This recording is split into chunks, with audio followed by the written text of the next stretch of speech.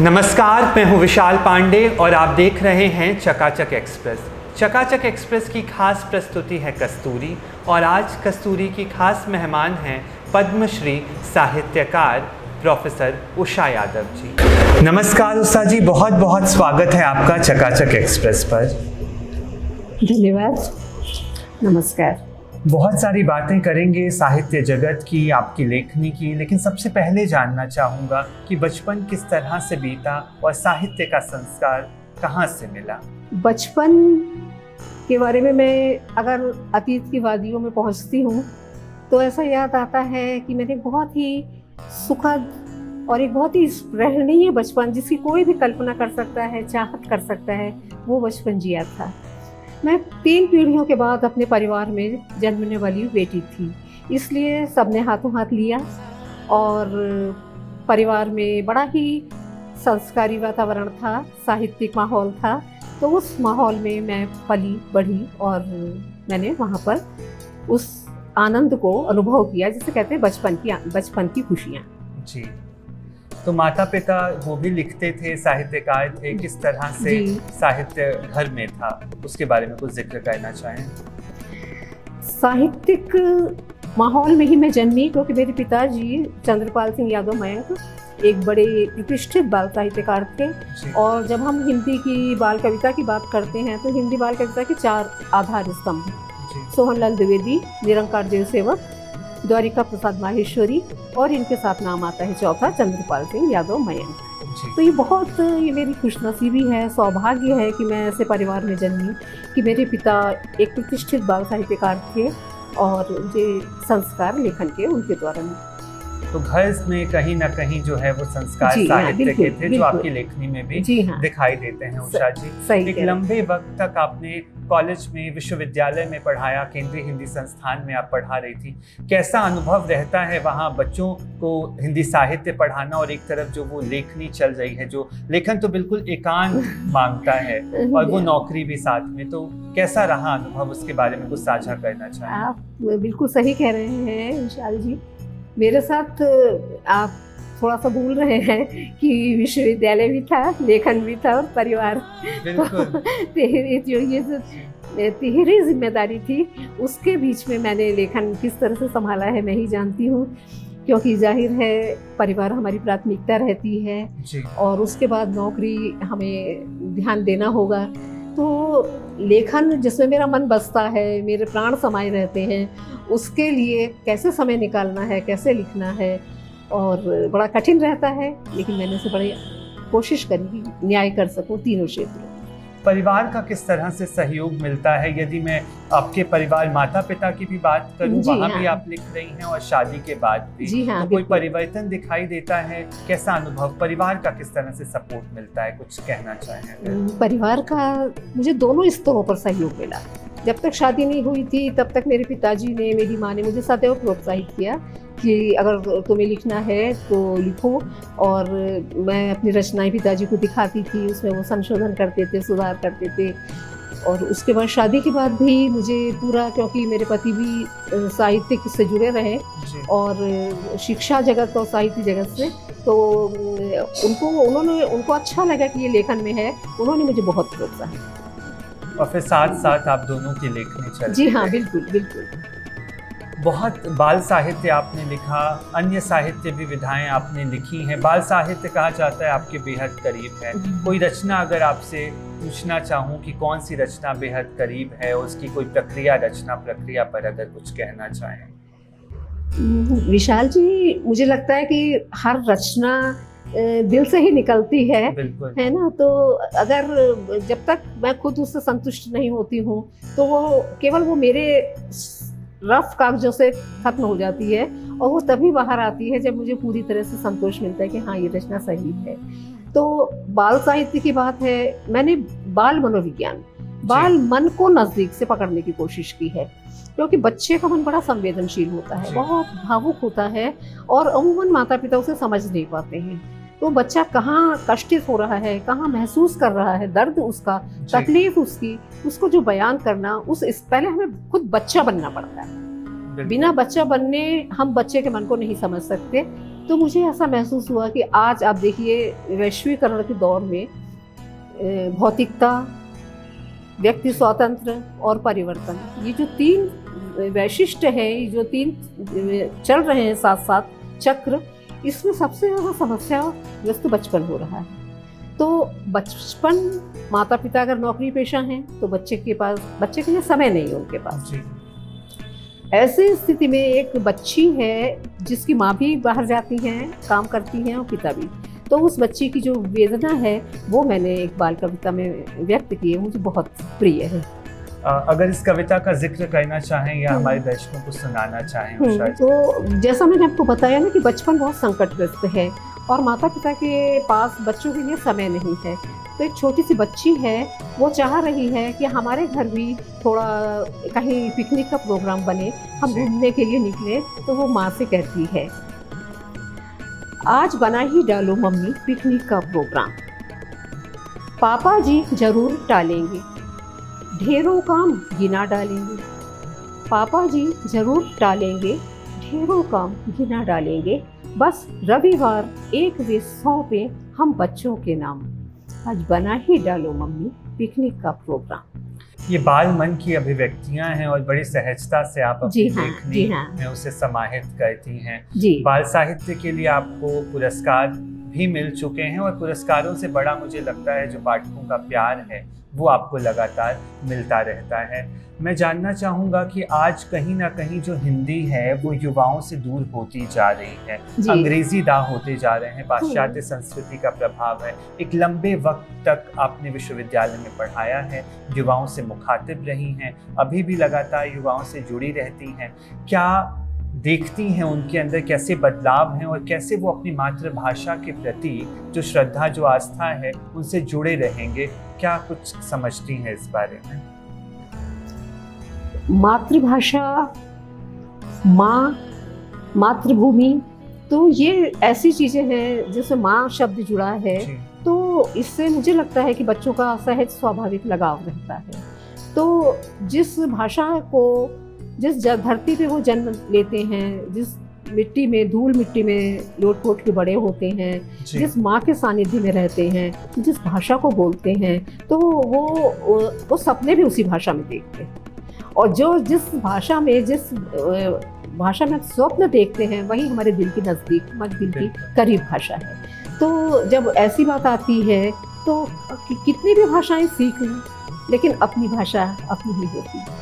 तो लगाव तो हो सकता है नौकरी की वजह से या अन्य दबावों की वजह से दूसरी भाषा बच्चों को पढ़नी पड़ती है, और पढ़ना भी चाहिए। अन्य भारतीय भाषाएं तो बहुत ज़रूरी हैं।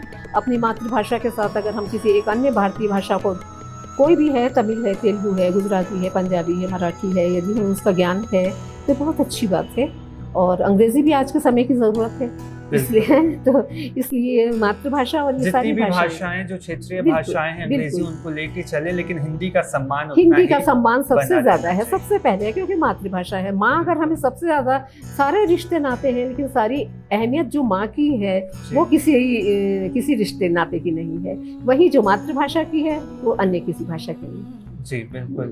उषा जी, जानना चाहूँगा कि जब आप बच्चों को कॉलेज में पढ़ाती हैं, विश्वविद्यालय में पढ़ाती हैं, हिंदी की क्लास होती है, कभी ना कभी जब हम क्लास में होते हैं और बच्चों से पूछते हैं कि उन्होंने हिंदी सब्जेक्ट लिया है, क्या कारण है, बच्चों के पास उसका उत्तर नहीं होता है। वो कहते हैं कि अन्य विषयों में एडमिशन नहीं मिल रहा था इसलिए हिंदी में आ गए। ये बहुत बड़ा कटु सत्य है आज का। इस सत्य को किस तरह से देखती हैं और क्या लगता है ये सत्य कभी बदलेगा और ऐसा लगेगा हम नौकरी हमें मिलेगी हिंदी में, हम हिंदी में आएंगे तो आगे का रास्ता जो है वो तय हो पाएगा और बेहतर हो पाएगा? हमेशा अच्छे की उम्मीद करनी चाहिए। तो मुझे लगता है कि जिस तरह से हमारे देश में लगाव बढ़ रहा है हिंदी के प्रति, मातृभाषा के प्रति, भारतीय संस्कृति के प्रति, ये बहुत सुखद संदेश है और एक बड़ी सुंदर बयार है जो मुझे लगता है कि इस एहसास को हम अगर हर परिवार महसूस करेगा तो ऐसा नहीं होगा कि जो बच्चे पढ़ने के लिए आए वो कहें कि हम विवश होकर आए, हमारे सामने कोई और विकल्प नहीं था। वो कहें हमने इसे चुना, अपने मन से चुना, अपनी इच्छा से चुना, हमें सबसे अच्छा लग रहा था हिंदी पढ़ना।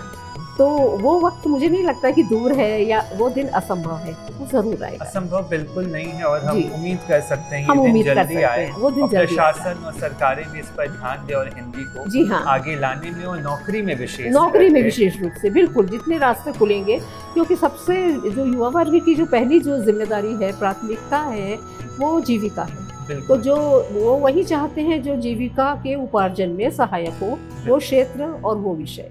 तो यदि हिंदी उनको लगेगा, जैसे आप देखिए जो अन्य हिंदीतर प्रदेशों के बच्चे हैं बहुत शौक से हिंदी पढ़ने आते हैं जी, बिल्कुल। तो विदेशों के बच्चे भी आते हैं हिंदी पढ़ने। तो वो क्यों आते हैं? क्योंकि उनको लगता है कि जब हिंदी में वो एमए करेंगे, पीएचडी करेंगे, तो वो जब अपने देश में पहुंचते हैं, असम पहुंचते हैं, केरल पहुंचते हैं, तो उनको नौकरी बड़ी आसानी से मिल जाती है।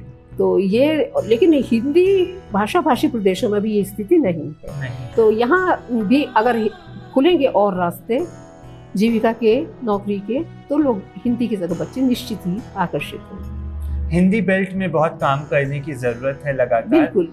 2021 का साहित्य का जो पद्मश्री है वो आपको मिला है। बड़ा लंबा सफर है साहित्य लेखन का, और मुझे लगता है कि जो एक तपस्या है, एक त्याग है, उसका ये बड़ा फल है कि आपको पद्मश्री से सम्मानित किया जा रहा है। सबसे पहले तो बहुत सारी बधाई पूरी टीम की तरफ से। और ये जानना चाहूंगा, ये जो लंबा सफर है पद्मश्री तक का, जब आप लिख रही हैं अपने घर में बैठकर, और उसके बाद पद्मश्री, एक लंबा रास्ता, मैं कहूँगा पगडंडियों से चलकर आप आती हैं। कोई महामार्ग जैसी स्थिति नहीं है, और आगरा जैसे शहर में बैठ के लिख रही हैं और काम कर रही हैं, और फिर दिल्ली का राष्ट्रपति भवन। जी हाँ। कैसे देखती हैं इस सफर को, इस अनुभव को, हमारे दर्शकों को बताना चाहिए? विशाल जी, ये सफर निश्चित रूप से बहुत लंबा रहा है, और कोई भी लंबा सफर जब हम तय करते हैं तो हमें रास्ते में कई पड़ाव पड़ते हैं जहाँ हमें रुकना पड़ता है, और उन पड़ावों पर हमें वहाँ का हवा पानी, वहाँ का दाना पानी लेना पड़ता है। तो ये मेरा सफ़र भी आगरा जैसे छोटे शहर में शुरू मैंने किया, लेकिन शायद मेरा हमेशा बड़ा सपना देखा, और मुझे ऐसा लगा कि अगर मैं अपने कलम पर भरोसा करती हूँ तो कोई भी चीज़ मेरे लिए कठिन नहीं रहेगी। तो लेखन शायद मेरे मन में बसा हुआ था, इसीलिए मैंने हर विधा में लिखा। यहाँ भी देखिए बड़ा कठिन होता है, कोई कविता पसंद करे या गद्य के क्षेत्र में जाए। मैंने कविता, कहानी, नाटक, उपन्यास, निबंध, यात्रा वृत्त सभी कुछ लिखा है, जीवनी सभी कुछ लिखा, बच्चों के और बड़ों के लिए। तो इतना लंबा सफ़र तय करने के बाद यदि आपको उसका पुरस्कार मिले तो निश्चय ही बहुत मीठा होता है, वो सफलता का फल बहुत मीठा होता है। और देश का चौथा नागरिक सम्मान चौथे नंबर का है, तो एक मेरे लिए बड़ा अप्रत्याशित आनंद का क्षण है, और मैं इसे बहुत महसूस कर रही हूँ अपने दिल की अंदरूनी गहराइयों से, कि मुझे महसूस हो रहा है कि नहीं, काम हमें करना चाहिए, और काम बोलता है, उसकी पहचान होती है। हो सकता है वक्त लगे, लेकिन कभी ना कभी अगर हम अपने लक्ष्य पे आगे बढ़ते हैं तो मंजिल मिलती है। ईमानदारी से काम करना ईमानदारी से अपना काम, बिल्कुल ईमानदारी से, कभी ना कभी वो काम जो है वो सामने आता है। आप सही कहते हैं, सही आप। उषा जी, कुछ पुस्तकें हैं मेरे पास। अग्निराग आपका बेहद लोकप्रिय उपन्यास रहा। इसके बाद मैं देख रहा हूँ कि उसके हिस्से की धूप, ये बाल मानवाधिकार पे, अभी हम बाल साहित्य की बात भी कर रहे थे, आपने लिखा है लगातार। और एक और पुस्तक है मेरे पास, काहेरी नलिनी, जिसको मध्य प्रदेश सरकार ने सम्मानित किया है। अग्निराग मेरे हाथ में है, और मैं जानना चाहूँगा इसकी रचना प्रक्रिया के बारे में अगर कुछ बताना चाहें हमारे दर्शकों को। अग्निराग ये स्त्री विमर्श से जुड़ी हुई रचना है। तो मुझे लगता है कि स्त्री को अगर वो फूल की तरह कोमल है तो वो कठोर भी है जी। तो उसको बहुत कमज़ोर नहीं समझना चाहिए। इस उपन्यास में यही दिखाया गया है कि एक पढ़ी लिखी युवती के साथ भी अन्याय होता है, और उस अन्याय के प्रतिकार के लिए निरंतर संघर्षरत रहती है, और उस संघर्ष में अंततः वो विजयी नहीं होती। तो ये अग्निराग एक बहुत ही ज्वलंत और सामयिक समस्या पे लिखा गया उपन्यास है, जो पाठकों को निश्चय ही बहुत पसंद किया भी गया इस उपन्यास को उषा जी, क्योंकि जो स्त्री है, जब आप उसका अंत दिखाती हैं और वो विजय होती है, तो कहीं ना कहीं उम्मीद जो है ना, वो पढ़ी लिखी लड़कियों को ये लगता है कि हमें हिम्मत नहीं हारनी चाहिए, और संघर्ष का पथ कठिन हो सकता है, लेकिन यदि हम निरंतर आगे बढ़ेंगे तो अंततः जीत हमारे हाथों में। उषा जी, बाल मानवाधिकार पे जब आप लिखती हैं, बहुत सारे लोगों को पता नहीं होता है कि उनके क्या अधिकार हैं, और बच्चों के अधिकार तो और भी ज्यादा उनको नहीं पता होते हैं, नहीं समझता है। तो कहाँ पे लगा कि इन बातों को लेकर सामने आना चाहिए, और इसके बारे में, इस पुस्तक के बारे में अगर कुछ कहना चाहें? इसके, ये मेरा बहुत प्रिय उपन्यास है, उसके हिस्से की धूप। तो इसमें मैंने यही दिखाया है कि बच्चे हमारे देश की, विश्व की, वैश्विक जो मतलब चिंतन है, उसकी इकाई बच्चे ही होते हैं। और बचपन लेकिन सबसे ज़्यादा संकटग्रस्त होता है। किसी भी वर्ग का बचपन हो, आप संपन्न बच्चा देख लीजिए, मध्य वर्ग का बच्चा देख लीजिए, या विपन्न वर्ग का बच्चा, बच्चे काफ़ी कुछ झेलते हैं। अमीर घर का बच्चा है, उसके पास सारी सुख सुविधाएं हैं, लेकिन समय अभाव है माता पिता का उसके, तो वो एकाकीपन का दंश झेलता है। मध्य वर्ग का बच्चा है तो अब देखिए विशाल जी कि उसके सामने माता पिता की महत्वाकांक्षाओं को पूरा करने का दबाव रहता है। जो माता पिता खुद नहीं बन सके, अगर वो IAS नहीं बन सके या किसी मल्टीनेशनल कंपनी के मैनेजर बनना चाहते थे, तो चाहते हमारा बच्चा वो बनकर दिखाए। ये नहीं समझ नहीं पाते कि बच्चा क्या बनना चाहता है। तो लेकिन बच्चे के क्या अधिकार होते हैं। गरीब घर का बच्चा वो हमारे सामने ही है, टेम्पो के पीछे दौड़ रहा है, झुग्गी झोपड़ियों में रह रहा है, ढाबे पे बर्तन मांज रहा है। तो कुल मिलाकर के जो बच्चे बचपन संकटग्रस्त है, तो उसके हिस्से की धूप की यही है मूल संवेदना कि एक बच्ची है, उसके साथ निरंतर उसके एक एक बाल अधिकार का हनन होता है। अस्तित्व का अधिकार से लेकर के भोजन का अधिकार, मनोरंजन का अधिकार, शिक्षा का अधिकार। वो पढ़ना चाहती है, पिता उसे मंदिर में देवी बना के बिठा देते हैं। और कल के अखबार में भी आप देखिए, ये आज भी खत्म नहीं हुआ है स्थिति कि पानी बरसने के लिए निर्वसन बच्चियों को दौड़ाया गया सड़क पर, मध्य प्रदेश की घटना है।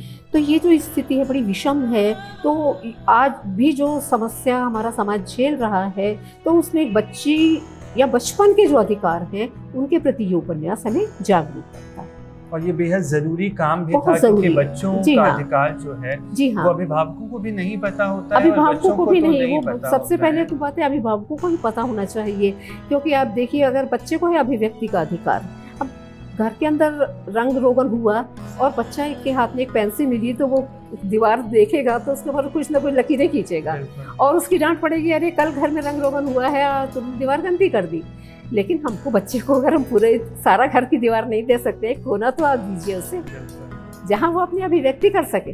तो बच्चा सहम जाता है, उसको नहीं लगता है कि हमको लग रहा है उसने लकीर खींची, लेकिन ये तो उसकी कल्पना की दुनिया है जिसमें उसने मम्मी भी बनाई है, पापा भी बनाए हैं, सब कुछ बनाया है। तो इस तरह से बच्चों को अभिव्यक्ति का अधिकार ये माता पिता को समझना होगा। तो ये पुस्तक जागरूक करेगी उन्हें इस दिशा में। और लगातार इस काम भी कर रही है पुस्तक। मुझे उम्मीद है कि जो अभिभावक हैं वो भी इस पुस्तक को पढ़ेंगे और जागरूक होंगे। महत्वपूर्ण उन्हीं के लिए है। अभी मेरे हाथ में है आपकी किताब कान्हेरी नलिनी, मध्य प्रदेश से सम्मान भी मिल चुका है। इसकी रचना प्रक्रिया, जी, इसकी रचना प्रक्रिया के बारे में कुछ कहना चाहें? ये किताब क्या कहना चाहती है, इसके माध्यम से उषा जी क्या कहना चाहती है? देखिए विशाल जी, पता नहीं क्यों मुझे बचपन ने बहुत ज़्यादा आकर्षित किया है, और बचपन में भी मुझे बच्चियों ने, क्योंकि मुझे लगता है बच्चियाँ बहुत असुरक्षित है। आज के समय में जिस तरह से निर्भया कांड हुआ और जिस तरह से छोटी छोटी बच्चियों के साथ उनका दैहिक शोषण होता है, तो वो बड़ा दुखद है। अगर बच्ची घर में भी सुरक्षित नहीं है, सड़क पर भी सुरक्षित नहीं है, विद्यालय में भी सुरक्षित नहीं है, तो कहाँ जाएगी? तो ये है ना, तो ये जो बहुत ही विषम समस्या है, कान्हेरी नलिनी नाबालिग बच्चियों के यौन शोषण पर आधारित उपन्यास। इसमें यही दिखाया गया है कि किस तरह से किन मजबूरियों के कारण भी जाते हैं गलत रास्तों पे बच्चियाँ। कभी कभी उनको धोखे में पहुंचा दिया जाता है, उनको धोखा दे करके नौकरी दिलाएंगे ये कह करके उनको दूर प्रदेशों से लाते हैं और ला करके आपका जो महानगर है वहाँ पर उनको सप्लाई कर दिया जाता है, कोठों पे उनको इस्तेमाल किया जाता है। तो ये जो समस्या है, इसको इसमें हमने बहुत ही गंभीरता से लिया है, और इस वैश्विक समस्या का आपको खुशी होगी इसमें समाधान भी दिखाया, क्योंकि अमूमन ऐसी समस्याओं का लोग समाधान नहीं समझ पाते कि ठीक है समस्या है क्या किया जाए। तो इसकी इसीलिए लोगों ने बहुत प्रशंसा की है कि आपने इस वैश्विक समस्या को एक समाधान भी अंत में दिखा। और हर बार उषा जी होता है कि हमारा लेखक समस्या तो लाकर खड़ा कर देता है, दिखा देता बिल्कुल, है, बिल्कुल। समाधान नहीं देता है। और इस प्रश्न पे हमेशा कहता है कि समाधान साहित्यकार क्यों दे या लेखक क्यों दे, लेकिन ये बड़ा प्रश्न उठता है कि जिम्मेदारी तो है, जिम्मेदारी तो साहित्य की है, बिल्कुल साहित्य की जिम्मेदारी है, क्योंकि और फिर सबसे बड़ी बात है समाज हमसे अपेक्षा भी करता है, बिल्कुल है ना, क्योंकि अगर समाज हमको तथ्य देता है, कथानक देता है, तो वो हमारी तरफ देखता भी है कि अगर उसकी जो समस्याएं हैं, चाहे वो बचपन की हो, चाहे वो महिलाओं की हो, चाहे वो दहेज की समस्या है, जो भी समस्या है उसका समाधान चाहता है। तो काहिनी नलिनी भी इसीलिए मुझे भी पसंद है, मेरे पाठकों को, मेरे समीक्षकों को, सभी को बहुत पसंद है। तो मैं अपने दर्शकों से भी कहना चाहूँगा कि जिन्होंने ये किताब पढ़ी है वो तो जानते हैं, समझते हैं, जिन्होंने नहीं पढ़ी है वो ये उपन्यास ज़रूर पढ़ें। और उषा जी के साहित्य की एक खासियत है कि वो समस्या दिखाती हैं तो उसके समाधान भी अपनी लेखनी से, अपनी पुस्तक में ज़रूर देती हैं। बहुत सारी बातें आपके लेखन की और आपके जीवन की कर रहा था, कुछ बातें हैं जानना चाहूँगा कि जो लेखन है वो तो आप कर रही हैं, आप पढ़ाती हैं, लेकिन इसके अलावा उषा जी की क्या क्या पसंद है, कुछ साझा करना चाहें हमसे? लेखन के अलावा मुझे घूमना फिरना बहुत पसंद है। उसका जब भी मौका मिलता है मैं चाहती हूँ कि लोगों के बीच में देश को देखूं, घूमूं, संस्कृति के जो विभिन्न रंग हैं उन रंगों से मैं परिचित होना चाहती हूँ, विभिन्न जो गंध के पुष्प हैं उनकी सुवास लेना चाहती हूँ। तो घुमक्कड़ी मेरा दूसरा शौक। बहुत सारी यात्राएं आपने की हैं, आप बता रही हैं जिस तरह से। मैं जानना चाहूँगा कोई एक यादगार यात्रा जिसका जिक्र करना चाहें हमारे दर्शकों से। मैंने दार्जिलिंग में जब गई थी तो मुझे बहुत आनंद आया था। तो वहाँ पर जो पहाड़ हैं, झरने हैं, और हर समय मेरे हाथ में एक नोटबुक रही है जिसमें मैंने उस एहसास को कोशिश की है कि मैं कागज़ को उतारूं और बाद में मैं उसे किसी रचना में लिपिबद्ध करूं। तो वो यात्रा मेरी यादगार यात्रा है। अभी इन दिनों क्या कुछ नया लिख रही हैं उषा जी? जी हाँ, मैं एक महाकाव्यात्मक उपन्यास लिख रही हूँ जो भारतीय संस्कृति को एक पूरे, जैसे कहते हैं हम, कलेवर को लंबे उसको स्पर्श कर रहा है। तभी मैंने इसे महाकाव्यात्मक उपन्यास की संज्ञा दी। बड़ा काम, समय भी लेगा, लेकिन अगर हो जाता है पूरा तो वो बड़ा महत्वपूर्ण है। अभी आप नौकरी से सेवानिवृत्त हो चुकी हैं, तो पूरा स्वतंत्र लेखन और अच्छा खासा वक्त आप लेखन को दे पा रही हैं। और हमें उम्मीद है कि आगे और भी नई नई अच्छी रचनाएं जो हमें प्रेरणा भी देंगी और जो समस्याएं हैं उनके समाधान तो बताएंगी ही, वो रचनाएं हमें आपसे पढ़ने के लिए मिलेंगी। अभी जिस वक्त को हम देख रहे हैं उषा जी, ये पैंडेमिक का समय है, कोरोना से हम लोग लगातार लड़ रहे हैं। हमने बहुत सारे कलाकार, साहित्यकार खो दिए हैं। इस वक्त को किस तरह से देखती हैं और लेखनी पर इसका क्या प्रभाव देखती हैं? ये बहुत ही भयावह समय है और इस वैश्विक संकट की घड़ी में सभी प्रभावित हुए हैं। और जहाँ संपूर्ण विश्व प्रभावित हुआ है वहाँ हम अपने देश की बात करें तो क्या बुजुर्ग, क्या युवा पीढ़ी, क्या बच्चों के बीच में खेलना पसंद करते हैं, स्कूल जाते थे, सबके बीच में हंसते बोलते थे, कहाँ ऑनलाइन क्लासेस उनकी हो रही हैं, वहीं पर वो बैठ के पढ़ रहे हैं, कितना कुछ खो रहे हैं।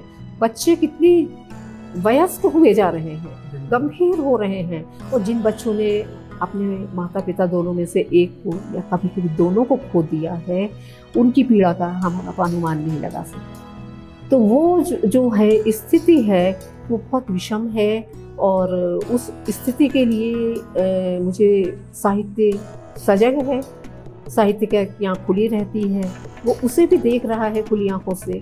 और उस खुली आँखों से देख करके जो जिजीविषा मनोबल बना रहे, ये जो काम कर रही है साहित्यकार की कलम, ये वक्त की सबसे बड़ी ज़रूरत है। कोरोना काल, मन नहीं छोटा होना चाहिए, मन के हारे हार है, मन की जीती। और ये काम जो हिंदी के उपन्यासकार कर रहे हैं, लेखक कर रहे हैं, और मेरे सामने पहला हिंदी का उपन्यास है लॉकडाउन डेज, कामना सिंह का उपन्यास है। आप उसके बाद उनका गंगा साक्षी है, उसके बाद उनका अनलॉक जिंदगी है। आप कोई भी उपन्यास देख लीजिए, श्रृंखला है पूरी। तो बच्चों के लिए है 4 उपन्यास, तो वो बच्चों को मनोबल बढ़ाने वाले की बहुत कोरोना काल में लेखन की, साहित्य की बहुत बड़ी जिम्मेदारी। हम अपने कार्यक्रम के अंतिम पड़ाव पर हैं उषा जी, और मैं आपसे जानना चाहूँगा कि अभी के जो युवा लिख रहे हैं, स्त्री और पुरुष, उनके लिए क्या कहना चाहेंगी, और आज के युवा पाठकों के लिए हमारे मंच से क्या संदेश देना चाहेंगे? लेखकों को तो मैं यही कहना चाहूँगी कि वो बहुत हड़बड़ी ना चाहे यश प्राप्ति के लिए। आज का जो युवा लेखक है वो शॉर्टकट के जरिए सफलता पाना चाहता है। मुझे लगता है सफलता का कोई शॉर्टकट नहीं होता, केवल परिश्रम ही वो मार्ग है जिस पर चलकर हम सफलता को प्राप्त कर सकते हैं। तो मेहनत से नहीं डरना चाहिए। आप पढ़िए, पुराने लेखकों को पढ़िए, अगर आपने उससे बड़ी लकीर नहीं खींची तो फिर फायदा क्या रहा। आपसे पहले के पूर्ववर्ती लेखक जो जिस विषय पर लिख चुके हैं, कम से कम मैं बाल साहित्य के लिए ये बात बहुत दावे से कह सकती हूँ, बाल साहित्य छोड़ना नहीं चाहता है उसी तितली को, चिड़िया को, और उसको आगे बढ़े, फूल को, उसको इतना 50 साल पहले जो कवि लिख गए, अगर आप उससे घटिया लिख रहे हैं तो क्या फायदा है, मत लिखिए। और पाठकों को मैं चाहूँगी कि सच है आजकल सोशल मीडिया से लोग जुड़े हैं, तो पाठक रहे कहाँ हैं। सबसे बड़ी समस्या ये है कि हर कोई तो लेखक हो गया है, हर कोई कवि हो गया है, साहित्यकार हो गया है, लेकिन पाठक भी बने हो। अच्छा पाठक बनना ज़्यादा कठिन है ना। अच्छा लिखने के लिए सबसे ज़्यादा पढ़ने की ज़रूरत है। हाँ, अच्छा लिखने से ज़्यादा अच्छा पढ़ने की ज़रूरत है। दूसरे लोग क्या लिख रहे हैं उनको पढ़ें, और पढ़ने के बाद में उसको आत्मसात करें, तो उससे हमारा मुझे लगता है कि राष्ट्रीय और वैश्विक स्तर पर ज़्यादा फायदा होगा। और जब उनको लगे कि हाँ उनकी लेखनी मंच गई है, तब वो लेखनी कदम। हमारे साथ आज की मेहमान हैं पद्मश्री प्रोफेसर उषा यादव जी। उषा जी बता रही थी कि सफलता का कोई शॉर्टकट नहीं होता, ईमानदारी और त्याग से किया हुआ काम आपको ज़रूर आगे ले जाता है और एक बड़े स्तर तक पहुंचाता है। बाल साहित्य पर बड़ा काम किया है उषा जी ने, बाल मनोविज्ञान पर बहुत बड़ा काम किया है, और लगातार बच्चों के अधिकारों के प्रति, स्त्री के अधिकारों के प्रति सजग रहती हैं और अपनी आवाज़ उठाती रहती हैं। कस्तूरी में हमसे ढेर सारी बातें साझा करने के लिए बहुत बहुत धन्यवाद उषा जी। बहुत बहुत आपका भी धन्यवाद निशा जी।